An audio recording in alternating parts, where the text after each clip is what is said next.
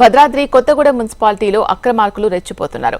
5 ఏళ్లలో అవినీతి అక్రమాలకు కొత్తగూడెం మున్సిపాలిటీ అడ్డాగా మారింది అనే ఆరోపణలు వెల్లువెత్తుతున్నాయి. మున్సిపాలిటీ ఏర్పడిన నాటి నుంచి జరగనంత అవినీతి కేవలం ఈ 5 ఏళ్లలోనే జరిగిందని పాలకవర్గం పనితీరుపై స్థానికులు ఆగ్రహం వ్యక్తం చేస్తున్నారు. త్వరలో కొత్తగూడెం మున్సిపాలిటీ కార్పొరేషన్ గా మారనున్న తరుణంలో గతంలో జరిగిన అక్రమార్కులపై చర్యలు తీసుకోవాలనే డిమాండ్ వ్యక్తమవుతోంది. ఇది గ్రేట్ 1 మున్సిపాలిటీగా ఉన్నప్పటికీ కూడా ఇక్కడ ఈ పాలకపక్షం ప్రజల పాలిట శాపంగా మారింది. ఒకసారి మనం చూసుకున్నట్టయితే కొత్తగూడెం నియోజకవర్గ చరిత్రలో ఇటువంటి పరిస్థితి గతంలో ఎప్పుడూ లేని విధంగా ఈ సంవత్సరం కాలంలో పెద్ద ఎత్తున అవినీతి అక్రమాలు మనం చూస్తున్నాం.